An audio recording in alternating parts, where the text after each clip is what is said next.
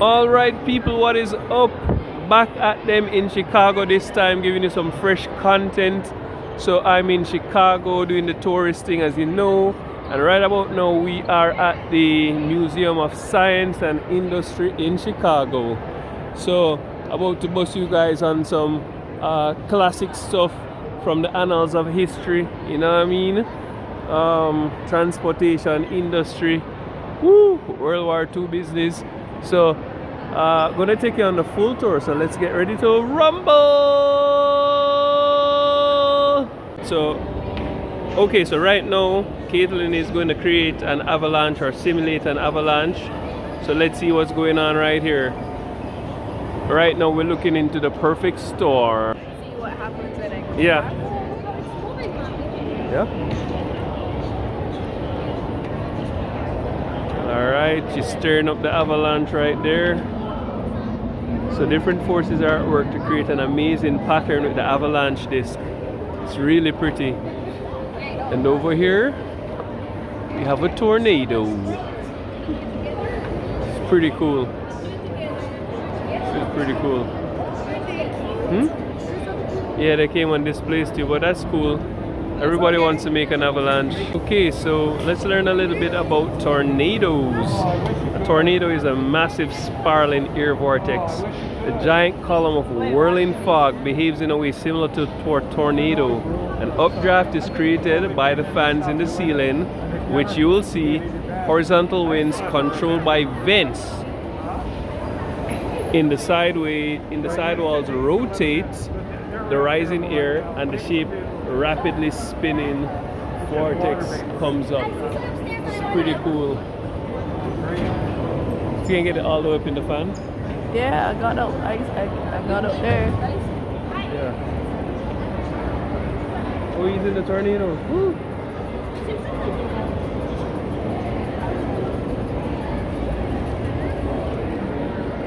Alright people, so you know we're in Chicago, so it's all about Michael Jordan. So we're celebrating 60 years of Michael Jordan to the max. You don't know? Officially, Jordan jersey, see there? So all of the Chicago Bulls fan, autograph, live and direct, NBA game ball, signatures, boom, live and direct, official Jordans, autograph. Oh, still in a plastics. Sign live and direct. Right? Definitely. So you see here, beside first people, MJ. Alright people, so we're about to enter into official German U-boat, the U-505 submarine. Here. Battle of the Atlantic. Still like a scallywag survivor them there. 1944 in a World War business, this, you know. Woo! Early in 1943, the Allies faced a simple choice. U-boats were very popular back in the day. Spy stuff. Lots of espionage. So we are heading downstairs into the U-boat, into the top secret area. Woo!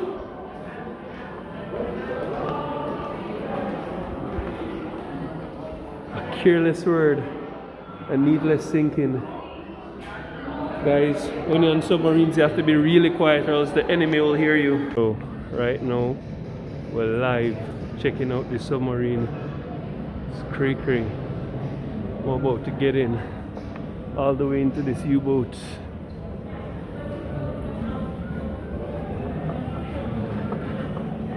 Mad.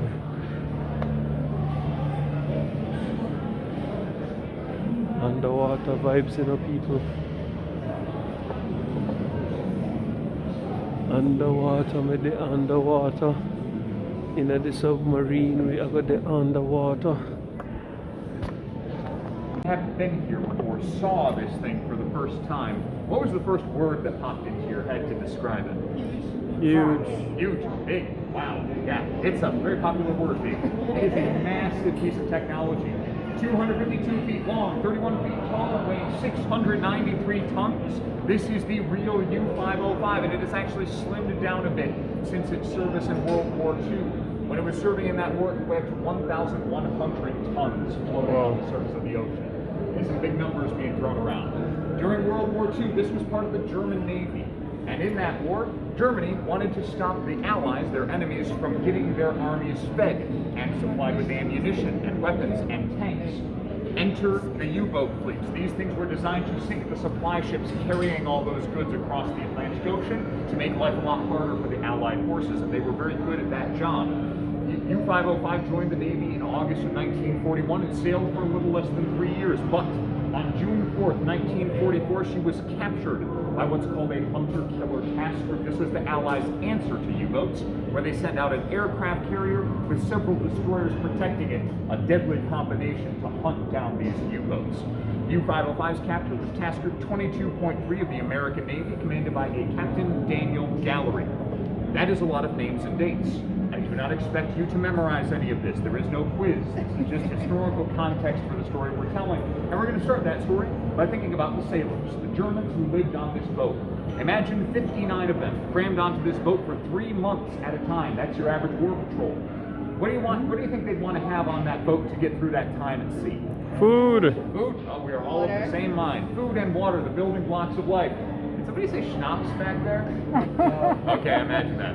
It happens more often than you think. They had food and water aplenty, 12 tons of food and a lot of fresh water, but that creates storage problems. This food would be stored under their beds, in every nook and cranny, under their feet, and in one of their 2 bathrooms. 59 men shared a single airplane-sized bathroom until they could eat their way into the other one about halfway through the voyage. And the fresh water is limited for 3 things. They use fresh water for drinking, cooking, and keeping the electric batteries running. Did I leave anything off that list you want to use fresh water for? Bathing. Not happening. No bathing, no showers, no baths. Some of these men aren't even brushing their teeth day to day. And they're certainly not doing their laundry, their 1 uniform and 2 pairs of underwear. It's nasty on these boats. It can get 90 to 100 degrees Fahrenheit, 32 to 38 Celsius on any given day. So you can imagine the conditions these men are sweating in for months at a time. They call these boats Schweineboote in German, which means pig boat. That's how bad they smell. Luckily for you guys, it's been airing out for about 80 years. Now, as we go on today, we have some housekeeping. This tour is going to last us about 25 minutes. While you're on board, make sure the masks are over nose, mouth, chin. For the smaller folks, if the masks disappear at some point. These guys look very comfortable. All the way, folks, use every available inch of space in this square so we can get everybody nice and cozy. Is this a torpedo? Yes, it is. It is disarmed. Do not be alarmed. All the way in, folks. We got plenty more room. Fill into the center, fill into the sides.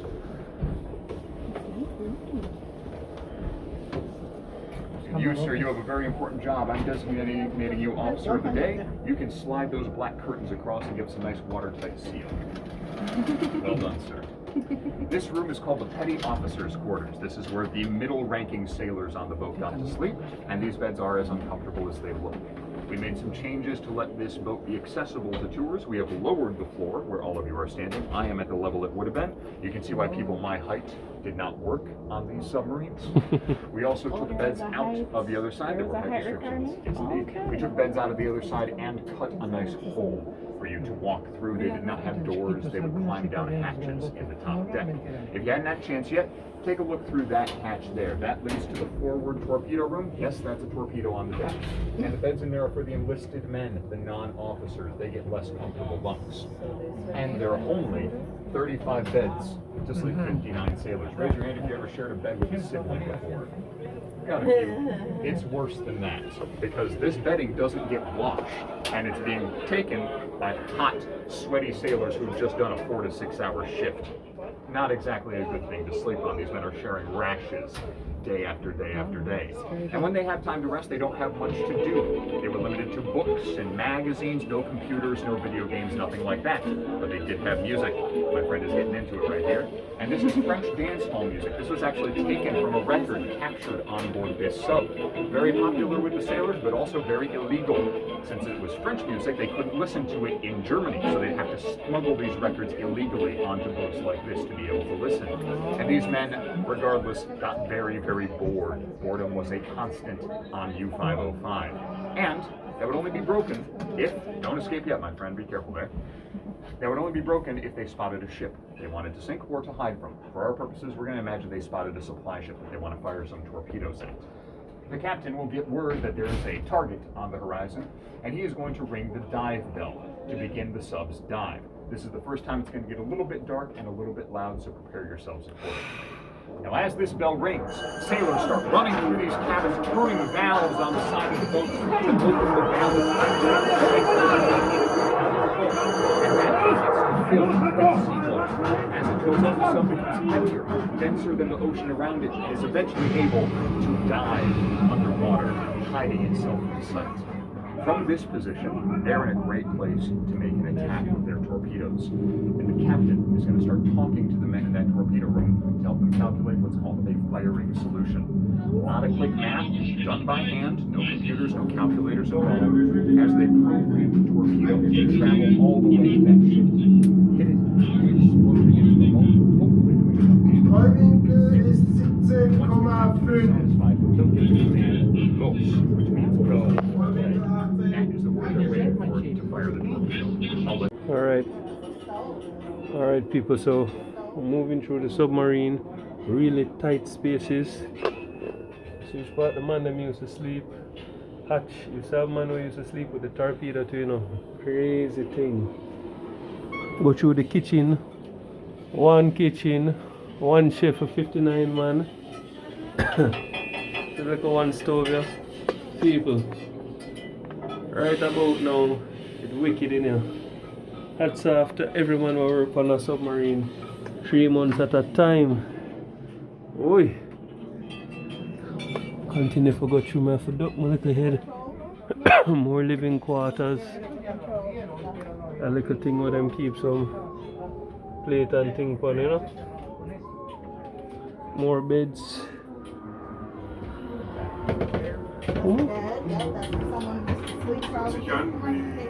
I don't really know what's going on in this still. 1949.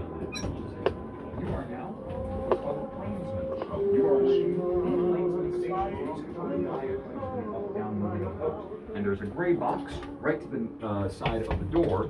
That is the helmsman station. That controls the rudders for the left, right of the boat. Up, down, left, right. All the steering happens from this little corner here. And up there is the conn tower where the captain could use the periscopes and look above the water during a submerged period. Now, we are moving on to June 4th, 1944, and the first warning U-505 gets that she's in trouble. She's told that there are enemy warcraft in her area, and Captain Longa actually raises up a...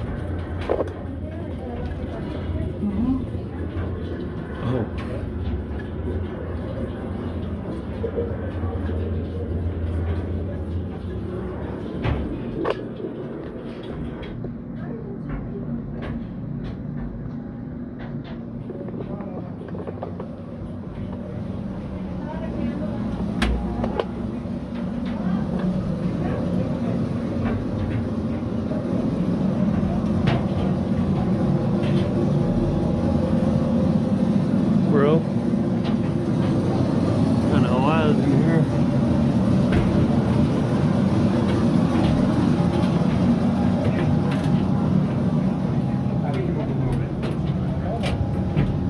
Here in this electric motor room, we have much of the equipment that would help this sub run when it was underwater, and we have this hatch. This leads to the aft torpedo room and the manual rudder controls, the backups to the electric rudder controls that were destroyed during the depth charge attack. That's where the Allied... Alright people, so we just come out of the engine room. Live submarine, 80 years old, you know what I mean? More bunk beds and things, going into the rudder room. So yeah, nice.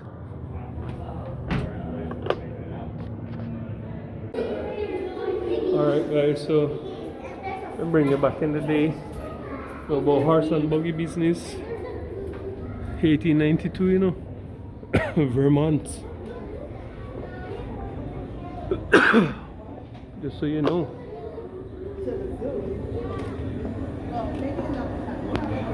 Right, people, so this is how we used to do the dentist back in the day. Huh? It makes sense that I would be there. I would walk out without seeing it first. We still use those things. The red circle thing. Mm-hmm. We still use those, like, well, the technicians mostly. You like the drill? Northwestern University Dentist School. Okay. See the class? Class of which year that? Can't even see. Pretty interesting. Mm-hmm. So that's why the blue and the red lines. So if you saw the blue and the red lines,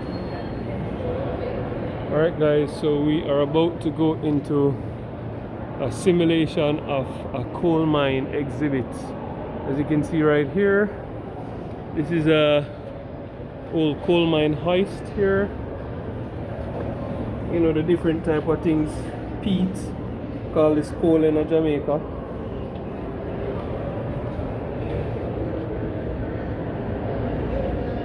So bituminous coal, ignite, bituminous coal, anthracite. Yeah, I think something similar to this them did find a country what they fool's gold. Caitlin, what's the name of fool's gold again? Pyrite. Pyrite. So anthracite is another form. It's pyrite was the fool's gold. So please head up this. And they try to mine at least a ton, so at least 2,000 pounds of coal. And after that, the rotary dump will tip over and deposit that coal, so it's doing all the coal mined by everybody. So I'm going to demonstrate the rotary dump in action. It does rumble and squeak at times. It is almost 100 years old, so it's doing its best. So we're going to see this part with coal proceed forward, pretty slowly, honestly, and then the rotary dump will tip over.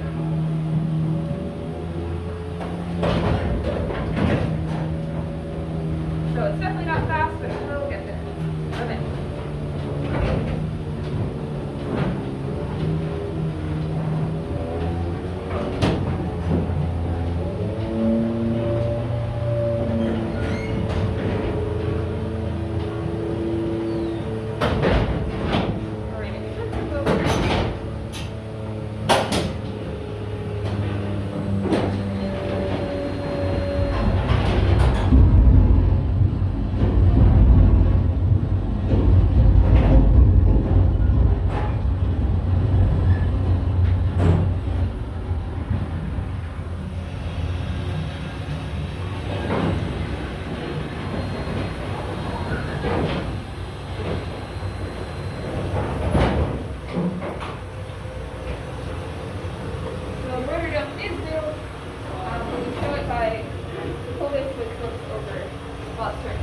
So not all the coal needs of Israel. Pretty big fire hazard. So for all of that hard work, coal miners only got paid roughly the equivalent of $5 in today's money. That's just an approximation, but definitely a very low amount. It was really hard for them to make ends meet. And on top of that, they got paid in what is called scripts. This is a lot bigger than it would have been normally. This is so you can see everything. So basically coupons or vouchers that were only usable in the mining company town itself. So the store, hospital, living quarters, and so forth, surrounding the coal mine. Alright people, so we're in the coal mine now. Travel through space and time and a dark in everything. So this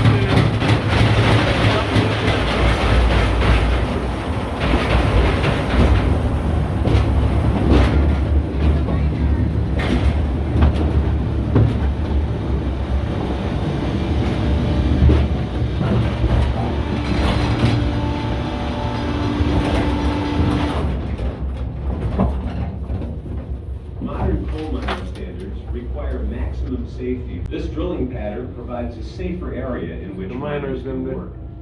Without this safeguard, the roof might sag and eventually collapse.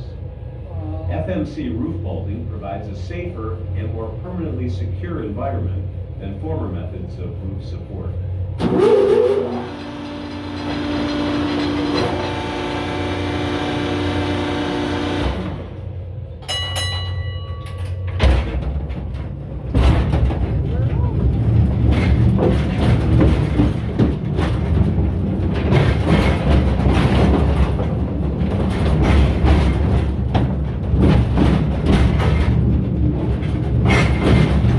It's a mine.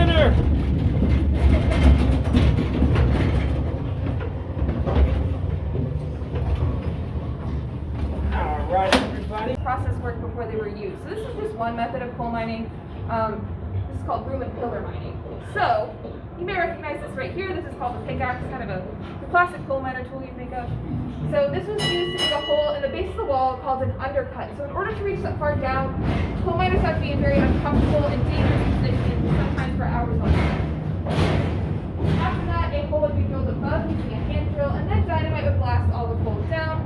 It would land right there at the undercut and get picked up with a shovel like this. So, very difficult, tedious process, lots of potential for accidents. So these machines made it more efficient overall. I'm going to demonstrate them one by one. They do make a lot of mechanical sounds, just to warn you in advance. So I'm going to start with the undercutter, which uses a giant blade to be undercut. So the coal miners would have to be crouching down, and it could reach farther into the wall there. So here we go.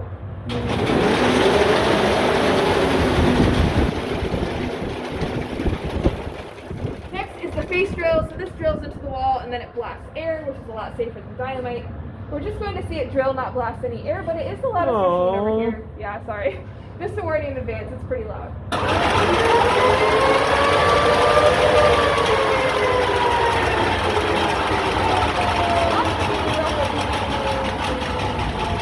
one is called the joiler. So that would scoop up coal and then it would take it away on a conveyor belt. This looks dangerous.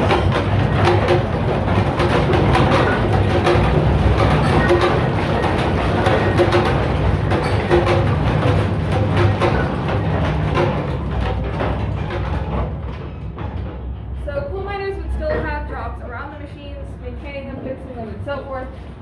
The downside, they would have to listen to all of these going all day long. So even one by one, these were not great to listen to. Listening to many of them for hours, definitely very hard on your hearing. So coal miners lost about 50% of their hearing in just a year around these machines. Earplugs were invented well before the 1930s, but it's very unlikely they were properly worn or equipped, unfortunately. So definitely some drawbacks to these machines as well. I always thought they just chipped the coal like off. Yeah, I don't know if that's like just a totally different method of mining. I have to imagine it is.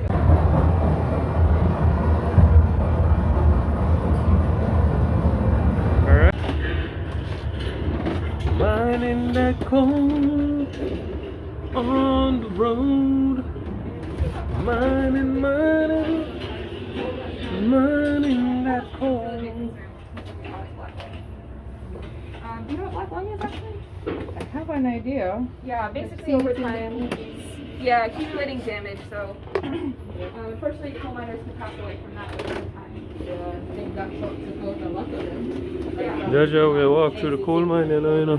Yeah, it should be almost an expectation that. Cross in here, so. After a while, It's pretty horrible.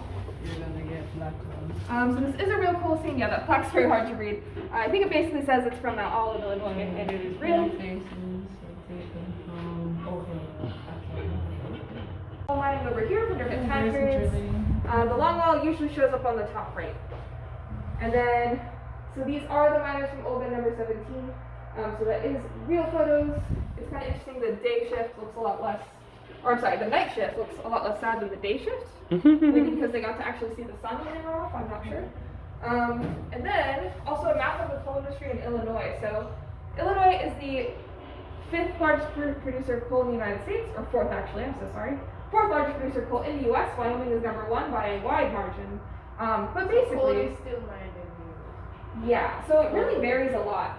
So some places are like doubling down and increasing coal production and moving towards using more fossil fuels, and then other states are moving away from it. So Illinois still produces a lot of coal. Well, see to people, we're in the ship section of the museum and we find Columbus fleet, Pinta, Caravel, the Santa Maria, and the Nina. Yeah? This Columbus come find up on, you know. Yeah, man. Some older ships, merchant type ships, Chinese dynasty treasure ships. It's a restaurant. Viking ship.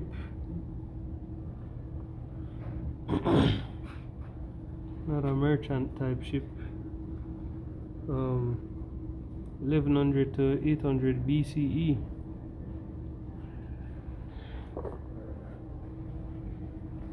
Ships have come a long way.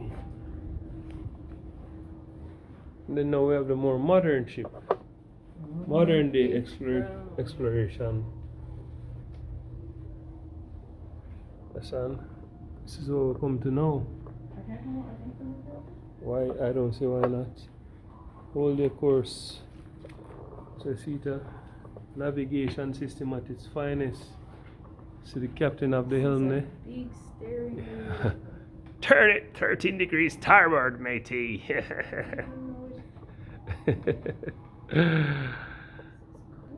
Yeah.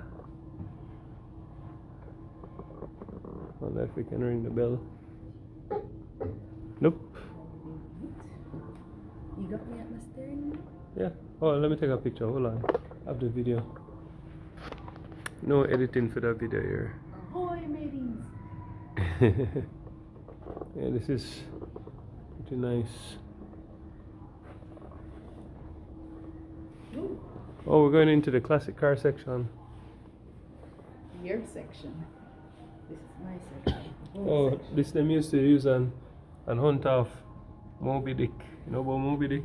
Yes, I've heard of These are Moby Dick. people. Yeah, man. And then, what do we have over here? In the sea gallery. This looks like. We have the Titanic? Is it? No, it's not the Titanic.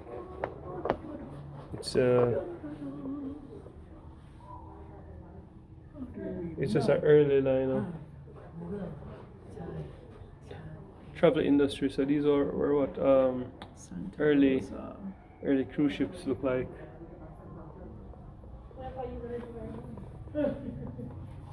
This sucker is big. It's a big sucker right here. Whee. Oh look, oh wow, this is cool. So over here are some classic cars. We have the 1933 Bernardi model tri-car engine, 2.5 horsepower gasoline engine, single cylinder, wired wheels. Yeah, people, see it here? Mad. So this is a 1896 Bernardi tri-car. Yeah, it's a trike. So based on where the man sits, the single wheel is at the back and these two are at the front. Yeah, man. Man. Skunk lifestyle where you there. 1908 Studdard Dayton. See this, people? Body style, roundabout, artillery wheels, 4 and 5/8 bore, 5-stroke, 40 to 45 horsepower. And then we're coming up to some modern machinery. 1971 Aston Martin Lagonda limited edition.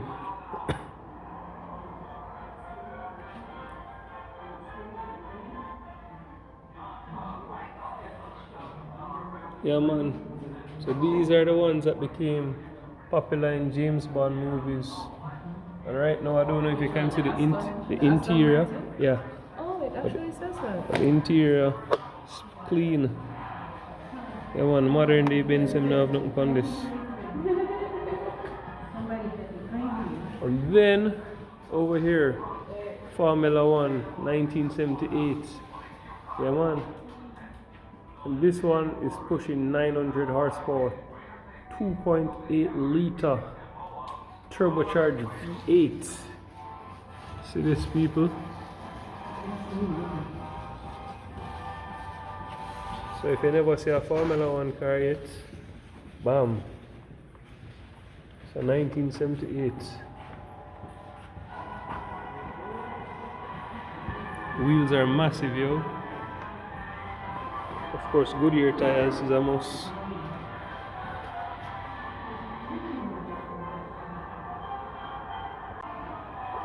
Again, Another Formula One car, 1972. Still pushing 900 horsepower. Crazy. Mad.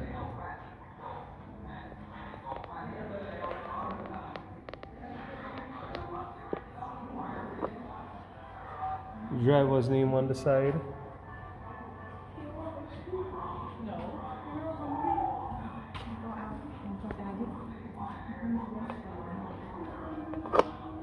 Engine, yo. Mad. Then we have a 1930 Alfa Romeo over here. It's pretty sick. Big grill. Those who know Alfa. Bad car. 100 horsepower engine this. See that, people? Damn. That are in pristine condition. To gauge them on the car. Mad. 1913 Mercedes Knight.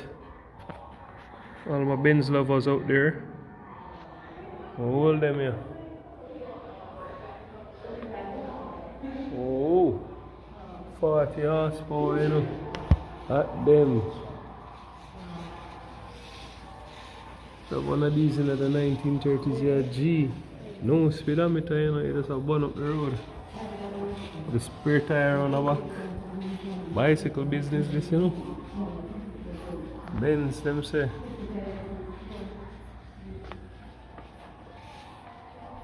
So I don't really know this car brand, but this is a 1924 Marmon.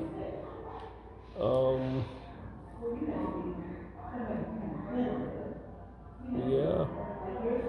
So this is what it's like. The real car enthusiast can say something more about this. This looks like something from Super Mario Kart. On the wing on this sucker. Mad.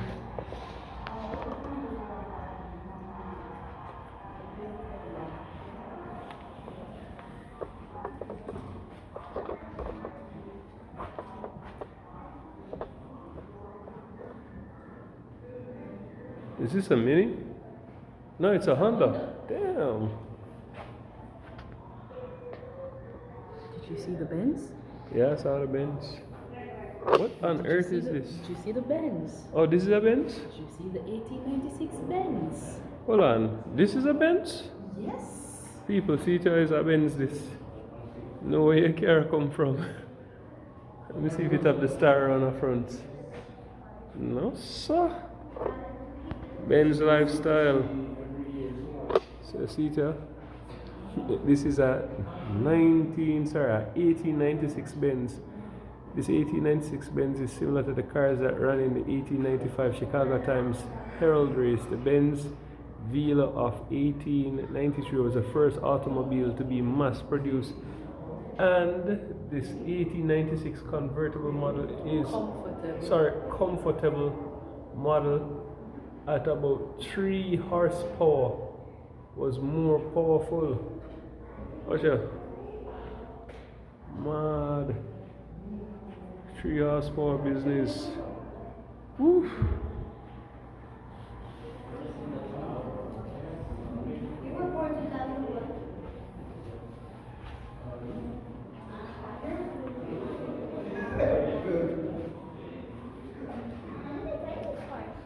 What kind of car is this, Caitlin?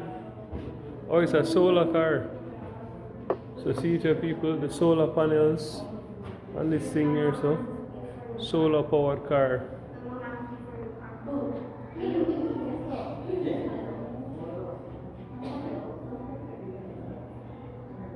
Alright people, this revolutionized the car game. 1914, the Ford Model T, nicknamed Tin Lizzie. The Model T was constructed out of vanadium, that's an element, a new steel alloy that made the car light but rugged, capable of handling the rough roads that most Americans endured. Lizzie soon became the sought-after car of the country. Guys, I present to you the Ford Model T.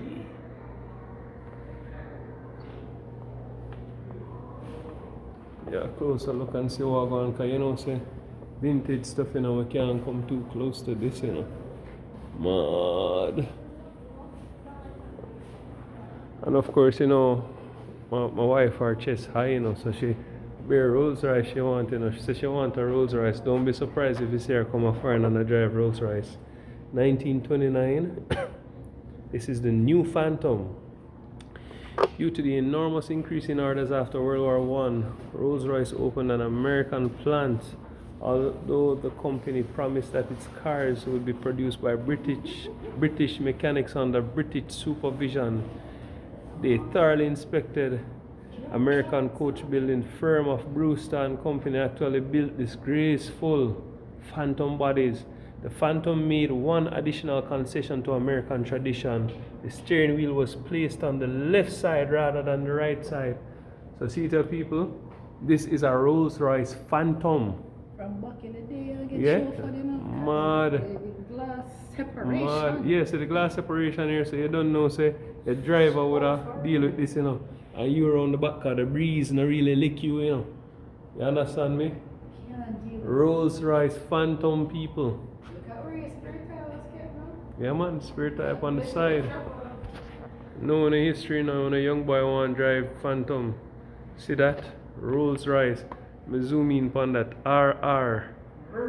You understand? That one here now another classic car. It's a 1930 Franklin Pirate Phaeton. It's a nice car, it looks good. Looks like it could have rivaled the Rolls Royce back in the day. But you don't know, this car is in pretty good condition, but at the same time too, Rolls Royce was a beast. This one hasn't been restored as much as the Phaeton though. People, tell me some car brand though amazing. Electrify America. So right about now we are in a museum of science and industry, and the man them have the 2022 Audi RS e-tron GT on display. This is a modern day classic. One of the first fully electric vehicles next to Tesla, and Audi is leading the way. Woo! It's a bad machine. Bad machine right here. You saw again more from industry. What the train them used to look like back in the day. Chicago legacy. Mad thing. Mad thing. See, wifey approve this classic car over here, you know, she like it, you know, she say clean. So this is a 1923 27L light electric. Yeah? So this is actually an electric car from back in the day. Not true. This is crazy. So 23 miles per hour. Top speed, 60-mile range. Powered by lead batteries, lead acid batteries. Yeah, mad. So this is, guys, this is the first electric car. You understand? Long before Tesla come in, but of course it's more efficient now. But this was powered by lead battery. You don't know, so it wasn't rechargeable, but clean machine. Wow, this is beautiful. This is beautiful.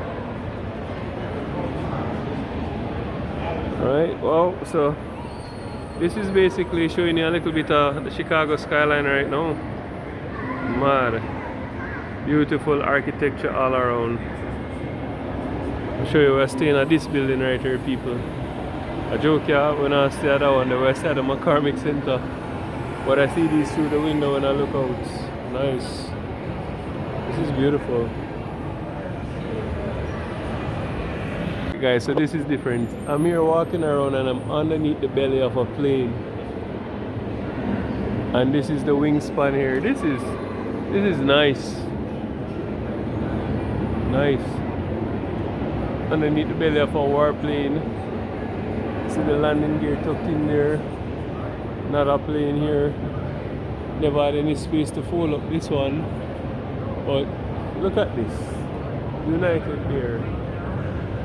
Captain name on the side here, Captain William Norwood. We have some hot fashion here, Eye of the Storm. And I'm going to be doing a quick tour because I want to go inside of the aircraft. Flashback to Pix backpack. Some kind of modern stuff right here.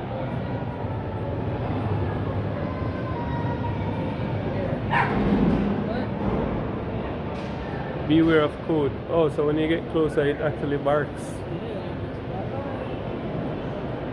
Yeah, interesting stuff here. Go ahead, Amy.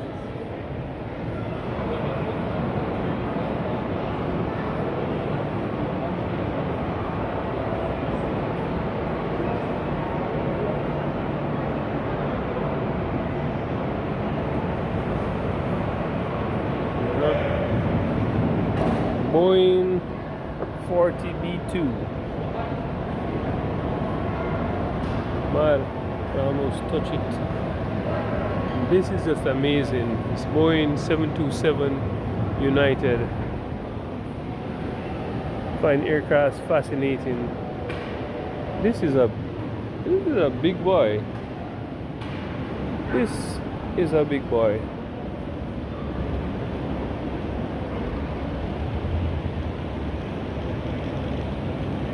We've seen too many of these where the jet engines are around the back. This is a big boy. 727. Whew.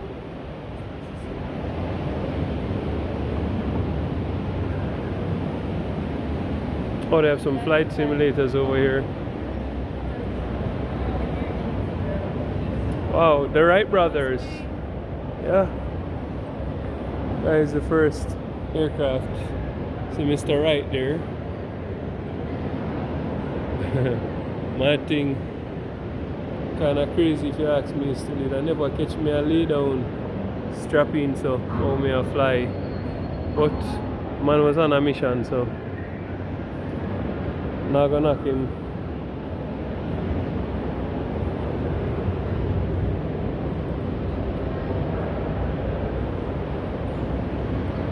This now. Big mama. Oh mama. See if we can show you this. This is inside the butt of an airplane.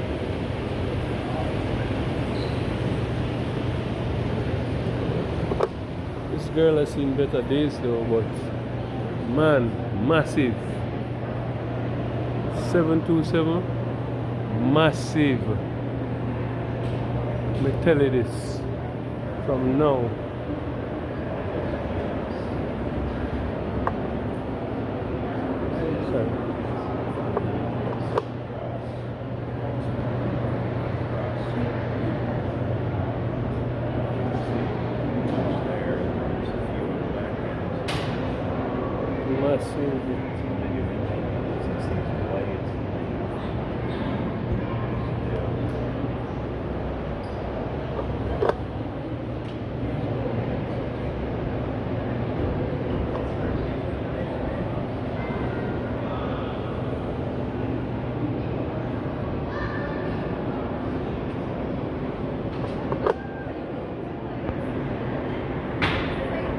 Alright people, so we're going on the Boeing 727. Of course, you know, fuselage has been cleared. So we're in the tail area here. And of course, in the aircraft right under, you know, would be like your luggage. So you wouldn't see this, but your luggage would have piled up right underneath you. Right? Mad thing. Come around the back. Actually, they have a ear steer, right? Clamshell style that open beneath the fuselage. A lot of mechanical stuff going on around here. Here, this is the center engine duct that you'd see. Show you a top view of it. Coming in, coming down.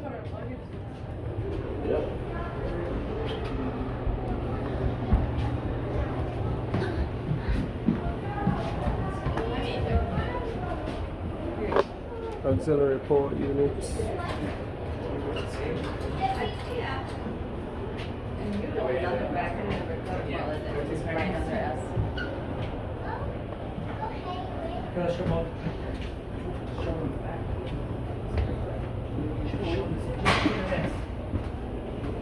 So this is where the landing gear would fall up into. Again, they cut it out so you can see everything from Boeing. You know, Boeing should make a car still. Of course, a few seats in there.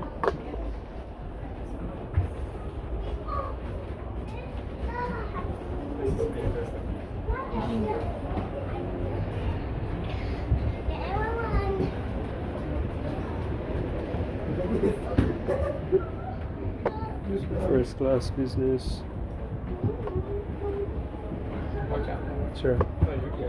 Okay, let's check them out. I don't know, back in the day, Coke offered up on the flight, rum and Coke. Oh, galley business. You know how that go. Here, I want to show Bob the tray. Can you show him the tray? No.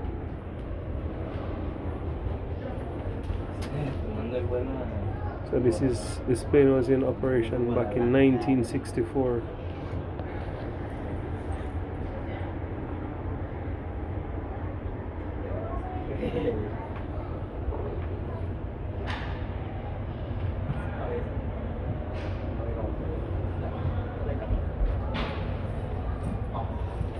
And of course everybody wants to see it. No, go ahead. It's a selfie stick, right? Yeah. Thanks. Cockpit. It's a little bit bigger now. Flight yoke. It's pretty cool.